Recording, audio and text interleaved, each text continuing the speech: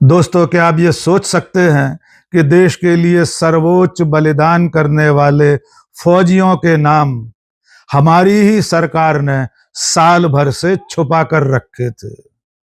क्या आप कल्पना कर सकते हैं कि देश की संसद में रक्षा मंत्री ने जवानों की शहादत को लेकर सफेद झूठ बोला था? क्या आप सोच सकते हैं कि राष्ट्रीय सुरक्षा सलाहकार से लेकर हमारी सेनाओं के मुखिया हमारे ही देश के जवानों की शहादत पर कुंडली मारे बैठे हुए थे? पिछले एक साल से ऑपरेशन सिंदूर में शहीद हुए जवानों के नाम इस सरकार ने पर्दे में डाल रखे थे। सरकार से लेकर सेना के बड़े बड़े अफसर तक लगातार इस मामले में झूठ बोलते रहे थे, लेकिन अब उनके झूठ का पर्दाफाश हो गया है। ऑपरेशन सिंदूर में हमारे 6 जांबाज जवान शहीद हुए थे और इसका खुलासा खुद सरकार और रक्षा मंत्रालय की एक वेबसाइट से हुआ है। दोस्तों, आप जानते हैं कि मई 2025 में पाकिस्तान के साथ 4 दिन लड़ाई चली थी। ऑपरेशन सिंदूर नाम से चले इस छोटे से युद्ध में हमने पाकिस्तान को करारी शिकस्त दी थी। भारत की सेनाओं के पराक्रम का लोहा पूरी दुनिया ने माना था, लेकिन इस ऑपरेशन में हमारे जवान भी शहीद हुए थे। इस तथ्य को, इस आंकड़े को पिछले 13 महीने से छुपा कर रखा गया था और अब इसका खुलासा नेशनल वॉर मेमोरियल की वेबसाइट पर हुआ है। नेशनल वॉर मेमोरियल की वेबसाइट पर एक सेक्शन है, उसका नाम है role of honour.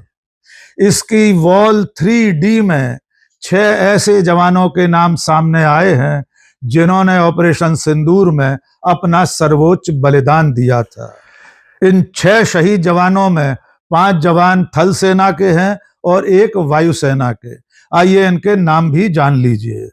Headquarter 10 infantry brigade के सूबेदार मेजर पवन कुमार, 4 जम्मू कश्मीर लाइट इन्फेंट्री के rifleman Sunil Kumar, 5 field regiment के लांस नायक दिनेश कुमार, 851 लाइट रेजिमेंट के एविएशन टेक्नीशियन मुरली नायक, 237 फील्ड वर्कशॉप कंपनी के हवलदार सुनील कुमार और वायुसेना की 39वीं विंग के सार्जेंट सुरेंद्र कुमार ऑपरेशन सिंदूर में शहीद हुए थे।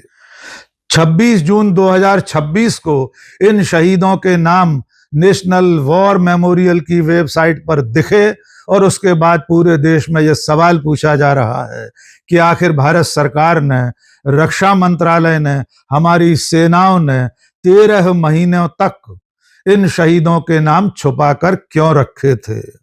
और सबसे ज्यादा हैरानी की बात यह है कि जब ऑपरेशन सिंदूर चल रहा था उस वक्त और उसके बाद के 13 महीने में सरकार से लेकर सेना के मुखियाओं तक ने इन शहादतों का कभी कहीं उल्लेख नहीं किया। इसके उलट केंद्रीय रक्षा मंत्री राजनाथ सिंह ने संसद में खड़े होकर सफेद झूठ बोला था कि ऑपरेशन सिंदूर में हमारा कोई नुकसान नहीं हुआ था। ऑपरेशन सिंदूर के बाद 28 जुलाई 2025 को संसद में खड़े होकर राजनाथ सिंह ने जो कुछ कहा था उन्हीं की जुबानी सुन लीजिए। आपको प्रश्न पूछना है तो यह पूछिए, आपको प्रश्न पूछना है तो यह पूछिए कि इस ऑपरेशन में क्या हमारे जाबाज सैनिकों को कोई क्षति हुई है, तो उसका उत्तर है नहीं। आपने सुना कि रक्षा मंत्री राजनाथ सिंह संसद में खड़े होकर देश के सामने सफेद झूठ बोल रहे थे। संसद में झूठ बोलना संसद के विशेषाधिकारों का हनन तो है ही, देश के साथ धोखा भी है। अब आपको एक और बयान सुनवा देते हैं देश के राष्ट्रीय सुरक्षा सलाहकार अजित डोभाल का। 11 जुलाई 2025 को आईआईटी मद्रास के दीक्षांत समारोह में अजित डोभाल ने दावा किया था कि ऑपरेशन सिंदूर में हमारी तरफ किसी खिड़की का कांच भी नहीं टूटा था। उनका दावा था कि इस लड़ाई में, इस युद्ध में भारत को किसी तरह का कोई नुकसान नहीं हुआ था। अजित डोभाल ने अमेरिका के अखबार न्यूयॉर्क टाइम्स को चुनौती दी थी कि वो एक भी तस्वीर दिखा दे जिसमें भारत के पक्ष को कोई नुकसान दिखाई दे रहा हो। आइए अजित डोभाल को भी सुन लीजिए। Foreign press and all these things, they said Pakistan did that and this. You tell me one photograph, one imagery. These days, these imageries are from the satellites all over the world. They are this thing.